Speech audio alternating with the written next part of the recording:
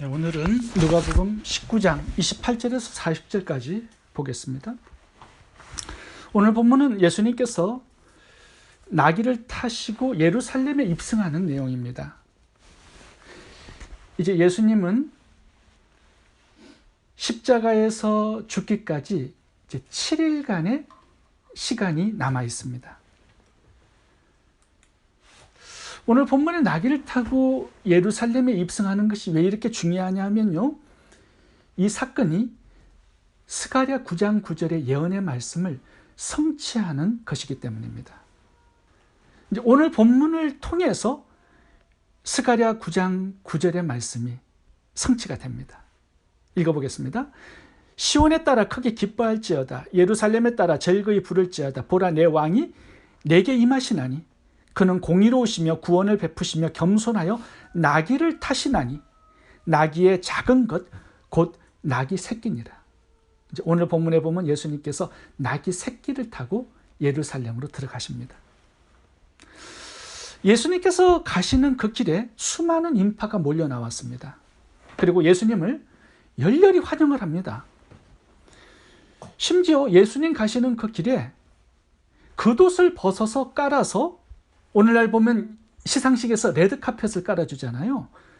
백성들이 지금 그렇게 하고 있는 겁니다. 자신의 겉옷을 길에 깔아서 예수님께서 지나가게 하시는 거예요. 대단한 환영과 존경을 표시하는 거죠. 그리고 이 사람들이 35절부터 보시면 찬송하리로다 주의 이름으로 오시는 왕이여, 경배를 하면서 찬양을 부르고 있습니다. 읽어보겠습니다. 그것을 예수께로 끌고 와서 자기들의 겉옷을 나귀 새끼 위에 걸쳐놓고 예수를 태우니 가실 때에 그들이 자기의 겉옷을 길에 펴더라. 이미 감람산 내리막길에 가까이 오시며 제자의 온 무리가 자기들이 본 바 모든 능한 일로 인하여 기뻐하며 큰 소리로 하나님을 찬양하여 이르되 찬송하리로다 주의 이름으로 오시는 왕이여, 하늘에는 평화요 가장 높은 곳에는 영광이로다. 여기까지만 보면 너무 스토리가 멋있습니다. 기쁨이 아주 충만합니다. 그런데 중요한 것은요, 오늘 찬양하는 이 무리들이 이제 며칠 있으면 돌변합니다. 예수님을 십자가에 못 박아 죽이라고 외치는 그 사람들이 누구냐? 바로 오늘 이 사람들이에요. 예수를 십자가에 못 박아 죽이라고 빌라도에게 아주 간청을 합니다. 사람들이 돌변해요. 그 이유가 뭘까요? 오늘 본문에 보면 이 사람들을요, 레드 카펫을 깔아주면서 예수님의 십자가까지 올라가서 함께 죽을 수 있는 그런 사람들처럼 보여요. 그런데 며칠 안 갑니다. 그 이유를 오늘 본문에서 소개하고 있습니다. 37절을 같이 보겠습니다. 이미 감람산 내리막길에 가까이 오심에 제자의 온 무리가 자기들의 본 바 모든 능한 일로 인하여 기뻐하며 큰 소리로 하나님을 찬양하며, 여기 보시면 이 군중들이 본 것이 있었다고 말씀합니다. 온 무리가 자기들의 본 바, 무엇을 보았습니까? 예수님께서 그동안 행하신 모든 능한 기적들, 죽은 자도 살려내시는 그 능력을 이 사람들이 보고 예수님을 따라가면서 찬양하고 있는 것입니다. 37절을 보시면 because라는 단어가 나와요. 왜 이렇게 했는가, 그 이유를 설명하는 단어죠. 왜 예수님을 따르고 환영하고 찬양하고 경배했느냐? 예수님께서 행하신 기적들, 죽은 자도 살려내는 능력을 이 사람들이 보았기 때문입니다. 뭔가 얻을 게 있어요, 예수님으로부터. 그래서 지금 대대적으로 환영하고 찬양하고 경배하고 있는 것입니다. 예수님 정도의 능력이라면 로마를 물리치고 유대를 식민지에서 구원하고 백성들이 기다려온 메시아 왕국을 충분히 이룰 수 있는 분이라고 믿은 거예요. 그런데 문제는 이제 오늘 이후로부터 예수님이 기적을 행하지 않습니다. 왜요? 십자가에서 죽어야 하기 때문에. 이제 종교 지도자들에게 잡혀가지고 무능력하게 채찍 맞고 아주 비참한 몰골이 되어버립니다. 그러니까 백성들의 마음이 획 돌아선 거예요. 이런 무능력한 예수를 메시아로 믿을 수 없다라는 거죠. 그래서 주의 이름으로 오시는 왕이여 외쳤던 이 함성은 저를 십자가에 못 박게 하소서 이 외침으로 바뀌어버립니다. 누가복음 23장 21절. 그들은 소리질러 이르되 그를 십자가에 못 박게 하소서, 십자가에 못 박게 하소서 하는지라. 오늘 본문에서 우리가 배워야 할 교훈이 뭘까요?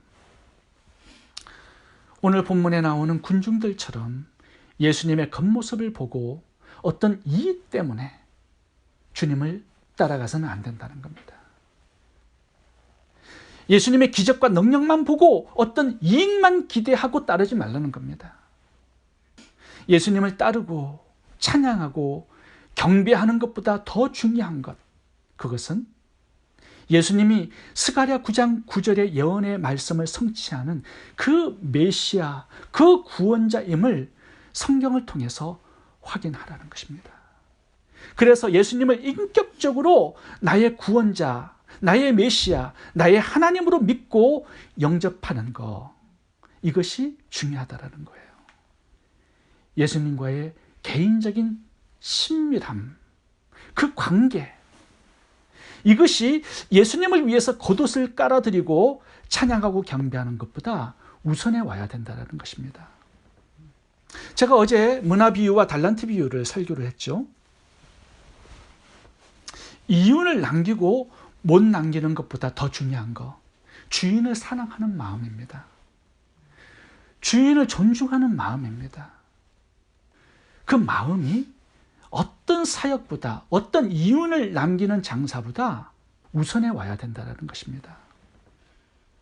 그 사랑과 존중의 마음이 회복되면요, 주인을 향한 헌신과 충성과 순종은 자연적으로 따라 나오는 열매가 되기 때문입니다. 오늘 본문도 그러한 관점과 시각에서 보면 좋을 것 같습니다. 예수님이 누군지도 모르니까 군중들은 자신의 이익을 위해서 따라다니게 되었고요. 이익을 얻지 못하자 마음이 돌아서고 예수님을 배신하게 된 것이죠. 예수님이 더 이상 기적을 행하지 않고 능력을 행하지 않으니까 예수님과의 관계도 끝나버린 것입니다. 오늘부터 이제 앞으로 40일간은 사순절 기간입니다. 예수님의 죽음과 부활까지 40일.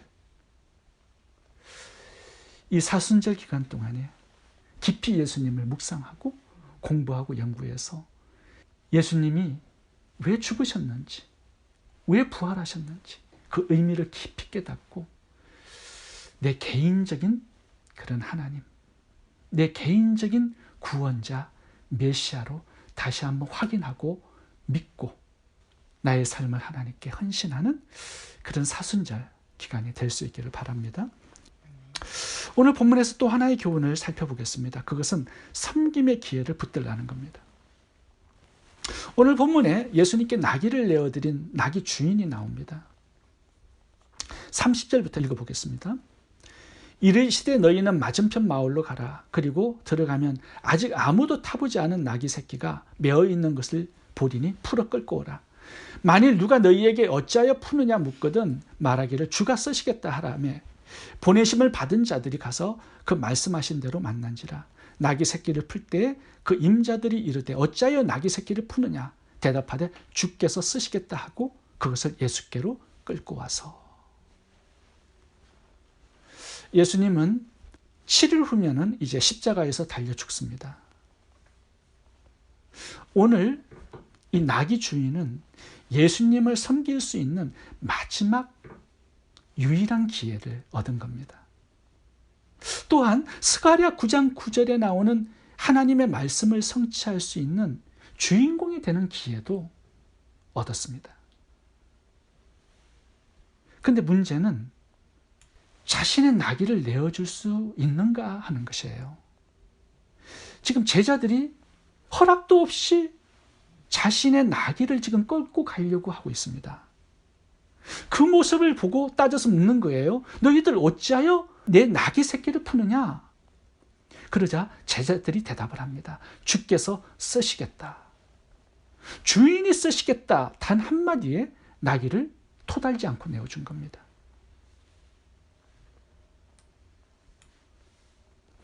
이 나귀 주인은 예수님이 누구신지를 알았다라는 의미죠. 그리고 예수님을 자신의 주인으로, 자신은 예수님의 청지기로 알았다라는 겁니다. 그러니까 내어준 거예요. 이렇게 내어드렸을 때 이 나귀 주인은요, 스가랴 9장 9절의 예언의 말씀을 성취하는 주인공이 되었습니다. 이 예언이 성취됨으로 인해서 예수님의 메시아 되심도 증명이 된 거죠. 또한 예수님의 구속 사역을 성취하는 도구로 쓰임을 받은 겁니다. 단 한 번 섬김의 기회였어요.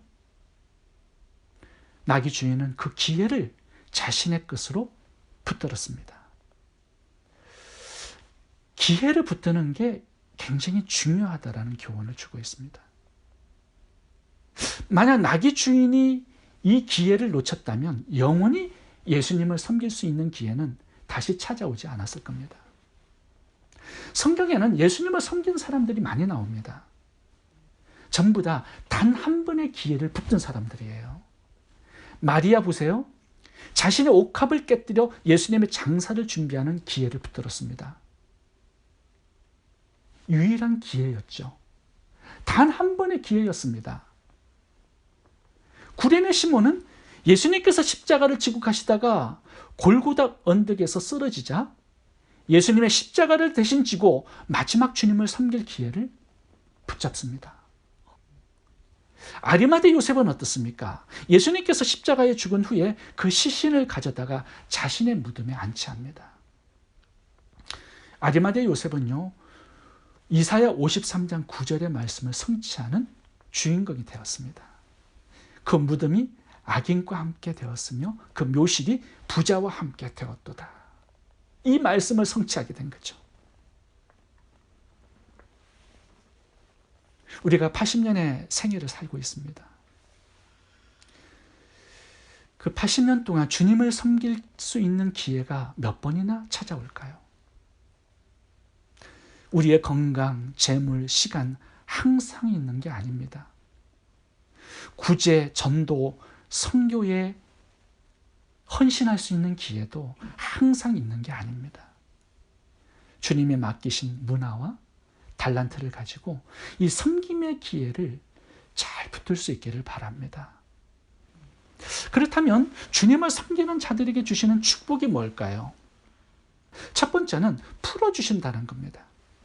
주님이 쓰시겠다 하라 그러면 풀어주리라. 주님이 쓰시면 풀어집니다. 이것이 오늘 본문이 주는 또 하나의 중요한 교훈이에요. 30절 읽어보겠습니다. 만일 누가 너희에게 어찌하여 푸느냐 묻거든 말하기를 주가 쓰시겠다 하라. 주가 쓰시겠다라고 말씀 한마디에 묶여있던 나귀가 풀렸습니다. 주님께서 우리를 쓰시면요, 우리들을 묶고 있는 것들이 풀린다는 거예요. 왜냐하면 만왕의 왕이요 만유의 주께서 쓰셔야 하기 때문입니다. 만왕의 왕이신 하나님이 나를 쓰시겠다고 하는데 그 어떤 것들이 방해할 수 있겠습니까? 만약 방해하게 되면 왕에 대한 반역죄가 되죠. 공무집행 방해죄가 되는 겁니다. 그래서 왕이 쓰시겠다고 하면 모든 것들은 풀어줘야 합니다. 만약에 제수를 왕이, 임금이 그 사람을 불러서 쓰시겠다 하면 감옥은 그를 풀어줘야 합니다. 왕의 엄명이기 때문이죠. 우리가 어떤 문제, 어떤 질병, 어떤 물질적인 어려움으로 묶여있다 할지라도요, 하나님의 일에 우리가 헌신하고 충성하면 우리를 묶고 있는 것들이 풀어지게 되어 있습니다. 묶인 것에서 풀리고 자유하게 되는 것, 그것이 하나님을 섬기는 자들의 축복입니다. 어제 문화 비유를 보셔도요, 종들이 주인이 맡긴 일에 헌신하고 충성했을 때 종이라는 신분이 풀어집니다. 어떻게 되죠? 5고을, 10고을을 맡아 다스리는 권세자, 통치자가 됩니다. 삭개오의 인생도 풀리죠. 창기와 같은 죄인으로 취급받던 인생에서 여리고성의 교회 개척자가 되죠. 그의 아들 아키뽀는 랍비가 되는 영광을 얻습니다. 병에 묶여 있는 분이 계십니까? 이렇게 기도해 보시기 바랍니다. 하나님, 이 질병에서 풀어주시면 건강 가지고 하나님을 위해서 바로 쓰겠습니다. 사업과 물질에 묶여 있는 분이 계십니까? 하나님, 이 어려움에서 풀어주시면 사업과 물질을 주님의 영광을 위해, 복음 사역을 위해서 사용하겠습니다. 여러분, 교회를 위해서 어떠한 모습으로 헌신할 수 있기를 바랍니다. 또한 구제와 전도와 선교의 사역을 위해서 어떠한 모습으로 쓰임받을 수 있기를 바랍니다. 섬기는 자에게 주시는 또 하나의 축복이 있습니다. 그것은 높여주시는 거예요. 오늘 본문에서는요, 누가복음 19장에 나귀의 주인과 함께 이 나귀를 주인공으로 기록하고 있습니다. 성경에 기록해서 영원히 기념을 삼고 있죠. 이 성경 전체는요, 주님을 잘 섬겼던 자들의 기록입니다. 주님을 섬기는 사람들을 기록해 놓으셨고요, 또 영원히 기념을 삼으셨습니다. 나귀 주인, 구레네 시몬, 옥합을 깬 마리아, 무덤을 빌려준 아리마대 요셉. 주님은 그들의 섬김을 소중히 가치 있게 여기셨고요, 또 자세히 성경에 기록하셔서 영원한 기념으로 남기셨습니다. 순간의 섬김이었지만 그것을 영원한 것이 되게 하셨어요. 단 한 번의 작은 섬김이었지만 영원한 것이 되게 하셨습니다. 없어질 것이었지만 영원한 것으로 만들어 주셨습니다. 작은 것으로 섬겼지만 주님은 큰 것으로 갚아주셨습니다. 이것이 섬김의 축복입니다. 기도하겠습니다.